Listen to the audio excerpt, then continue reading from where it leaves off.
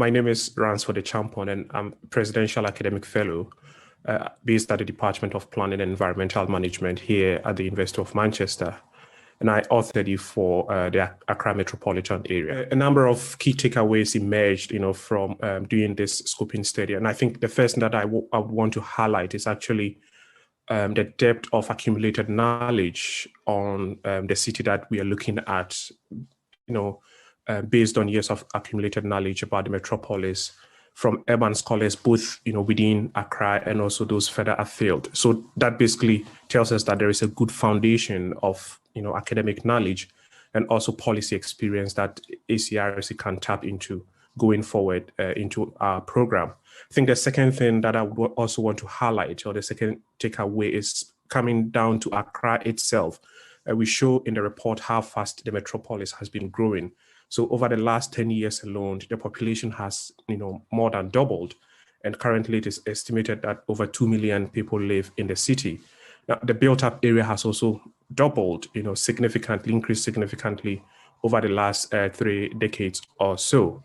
And this rapid growth that we are seeing in the metropolis underpins some of the major and complex urban challenges that we hope to be tackling with this program. I think the third significant sort of takeaway that I want to highlight is also about the importance, the political importance of Accra being the capital city of Ghana. And what we highlight in the report is that historically it's been a site of political struggle.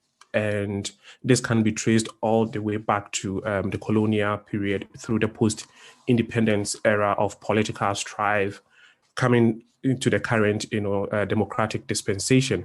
So as part of this program, we will also be seeking to understand how these political processes actually influence development and development outcomes.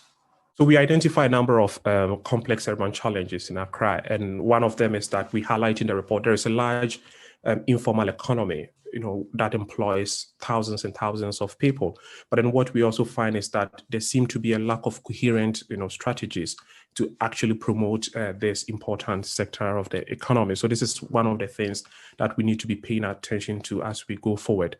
I've already mentioned that the metropolis has been growing really fast, but then at the same time, historically, there's been a really weak and ineffective planning system. So, which means that being able to manage that process of growth so that we can get a desired benefit is also a bit of a challenge. And then as population is growing, so is the ever-growing challenge of meeting the housing needs of residents of Accra. So on the one hand, we have thousands of people living in established, settlements of substandard housing, lacking access to housing facilities, lacking access to affordable mobility. And then on the other hand, we have these major newly developing neighborhoods that are not necessarily informal settlements or slums, but then they also lack access to basic facilities and services. Aside these problems, there are other citywide problems that we also outline in the scoping study. So we mentioned problems like perennial flooding, issues to do with waste management and transport and mobility. Now, we also recognize in the report that for transformative action, we require both the technical and the political working side by side. So to this end, we also identify major political issues that prevent some of these urban challenges from being addressed.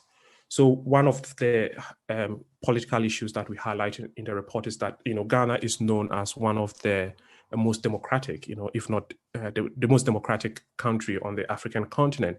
But even though there has been a long history of decentralization, power is still very much centralized at the top of the government. So what this means is that when it comes to coming up with interventions to addressing some of the complex challenges that we have identified at a very local level, there are several limitations politically in terms of political power for some of these local actors to be able to put these interventions into action.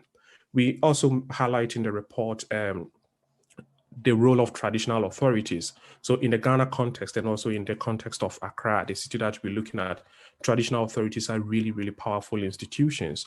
But then there is this constitutional and legislative ambiguity regarding their role and relationship with formal state institutions. Now, this creates a major barrier to transforming or bringing about development at the local level. And it has major implications for things around land issues such as land access, land management, and other factors that affect people's access to decent housing and land in general. Now, we also identify in the report that there are a number of community-based self-help organizations and movement going on. And these are actually sites of political mobilization. But then how to effectively manage this mobilization, how to effectively tap into this local resource to actually bring about transformative action is something that is a challenge. So even though that potential exists, we need to also start to look into how we can tap into this political resource to bring about the action that is needed. And then finally, there are issues about politicization of some of these urban challenges, especially during election seasons. So even though these problems exist, the debates around the problems and what should be done about them get recycled every election season, and it doesn't necessarily lead into lasting and effective solutions for these challenges. So these are some of the political challenges that we've highlighted, or the issues that we've highlighted, and we hope to be taking them forward as we go through the next stages of the program. The idea of this scoping report is basically it's the beginning of the research process that we'll be undertaking. So this gives us a foundation to build on. And as I've pointed out, we have identified a number of issues that are coming or emerging from the local context. So people in the city, people in the metropolis, the different actors can relate to some of these problems and issues that we have identified.